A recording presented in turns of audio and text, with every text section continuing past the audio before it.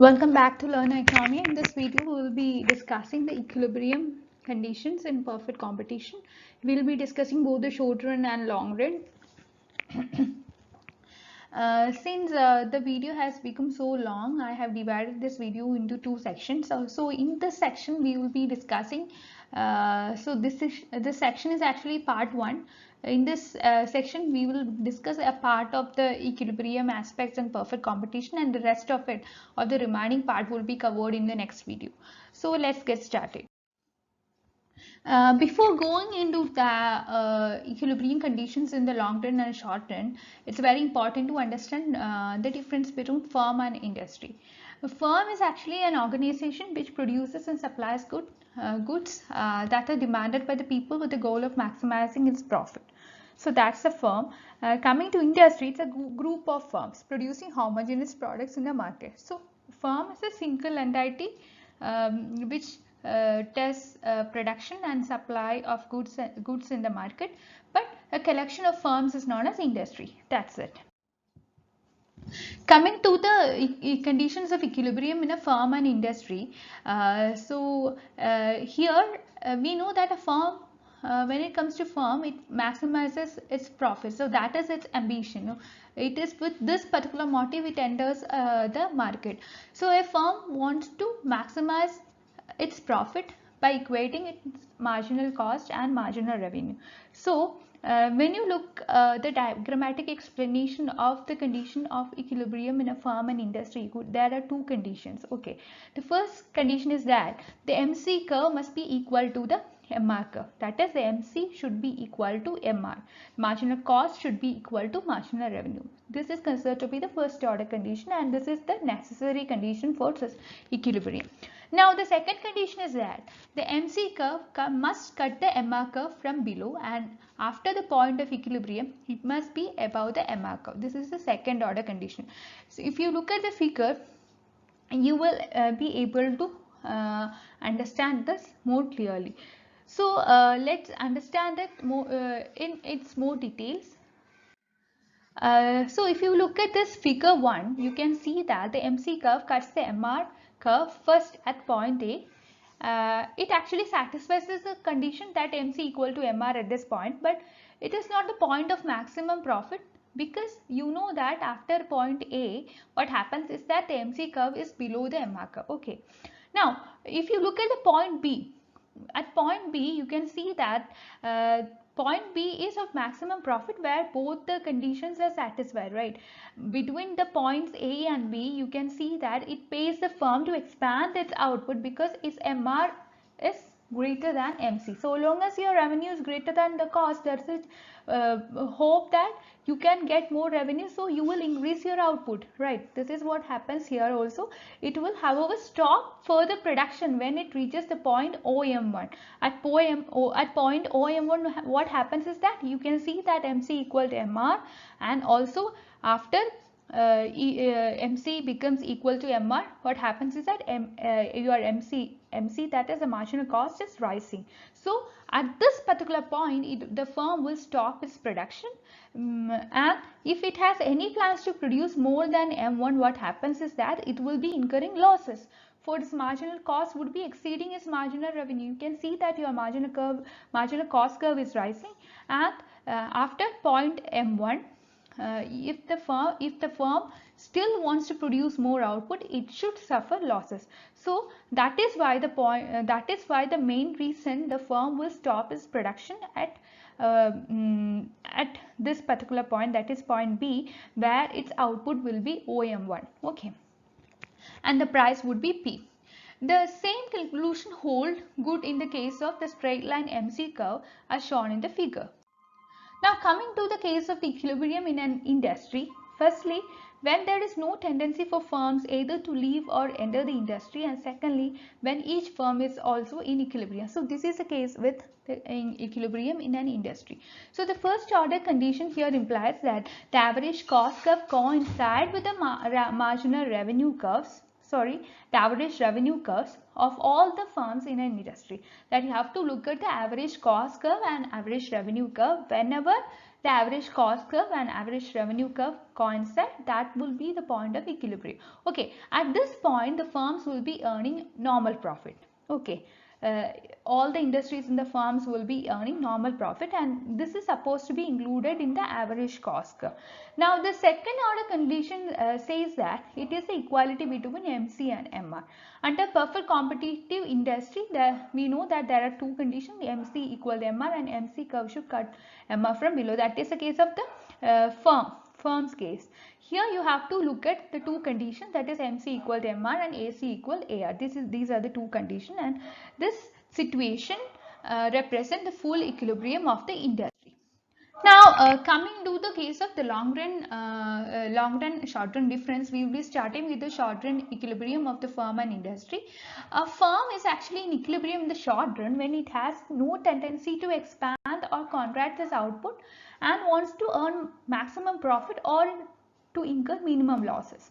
So either whenever a firm enter some industry, it will be with the ambition of it will be with the ambition of getting more profit or maximum profit, and if the profit is not maximum, then it will be hoping for minimum losses. It doesn't like to suffer maximum losses, so it will be trying its level best to incur minimum losses. Okay.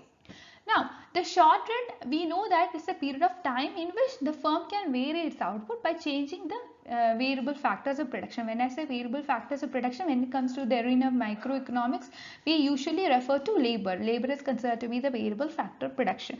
Now, the number of firms in the industry is considered to be fixed because neither the existing firms can leave nor the new firms can enter it. Okay.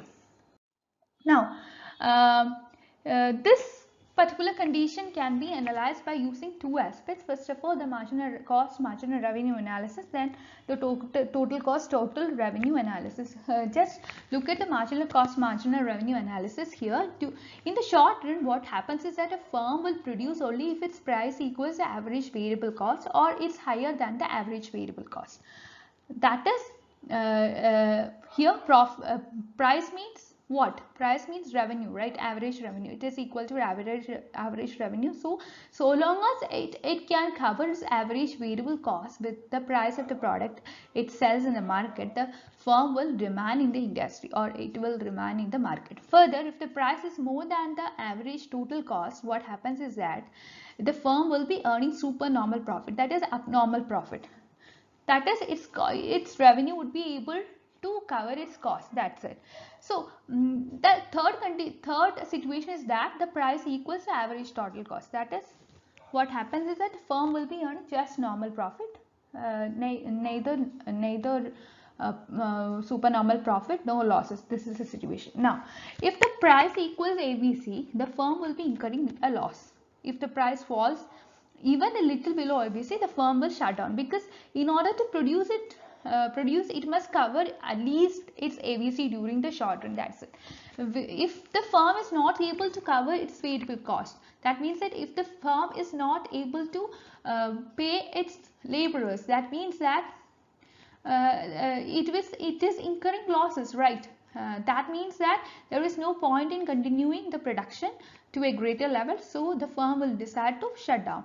So during the short run, under perfect competition, a firm is in equilibrium in all the above noted situations.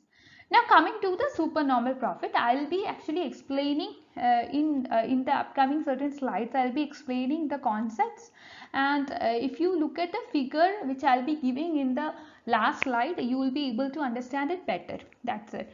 So the first case of supernormal profit, the firm will be earning supernormal profit in the sense that it is covering its average revenue, is covering its average cost.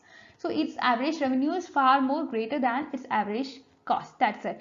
That is, in the short run, when the price is higher than the short run average cost, that is shown in the figure 2.2a. You can refer to that in the last slide. And the firm is here in the equilibrium at point E1, where its SMC equals to MR. That is, MC equals MR and SMC cuts MR from below. SMC means short run marginal cost curve. It cuts the marginal revenue curve from below, which here the output is OQ and OP is the price. And here Q1S, this is the short run average cost, and SC1 is the profit per unit, and TS is the total, it is the equilibrium output per unit, and TSE1P, that is the area of supernormal profit. Please refer to the figure and study, then you will be able to understand it better. Now coming to the second case, that is normal profit. The firm may earn normal profit when the price equals the short run average cost, that is shown in the figure 2b. The firm is in equilibrium at point E2 where SMC equal to MR and SMC cuts MR from below. That is SMC short run marginal cost curve cuts the marginal revenue curve from below, and OQ2 is equilibrium output and OP is the equilibrium price. Here the normal profit is earned by the firm because you can see that the AR equal to MR, and which is equal to SMC, that is short run marginal cost curve, which is equal to short run average cost at this minimum point at E2. Okay. Now coming to the case of minimum cost, the firm may be in equilibrium yet incur a loss when price is less than the short run average cost. This is shown in the figure 2 itself. That just look at the C section here to understand it better.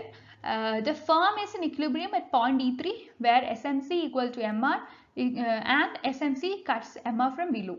OQ3 is the equilibrium output and OP is the price. Since the average cost is higher than the price, what happens is that little bit of loss is there, that is minimum loss is there, and total loss is shown by the area E, that is PE3BA, and the firm will continue to produce OQ3 level of output so long as it is able to cover its average variable cost. Okay. Now coming to the case of minimum loss, here the firm will just cover its average variable cost. It is indifferent whether it should operate or shut down. So the firm will be actually undecided with respect to these two situations. I mean, the firm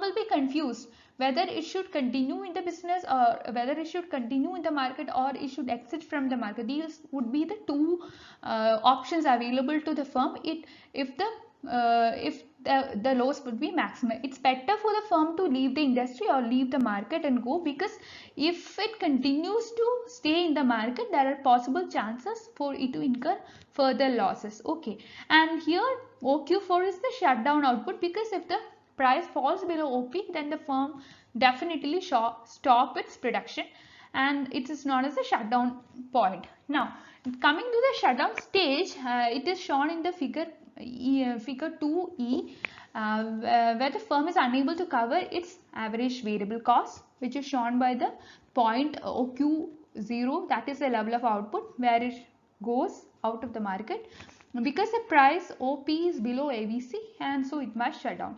And thus in the short run there are firms which earn normal profit, supernormal profit, or incur losses. So depending upon what it earns in the short run, it will decide whether it should continue for the long run. Okay, so these are the 5 figures I have already explained. The first one indicates supernormal profit. You can see here, from here itself, you can see that your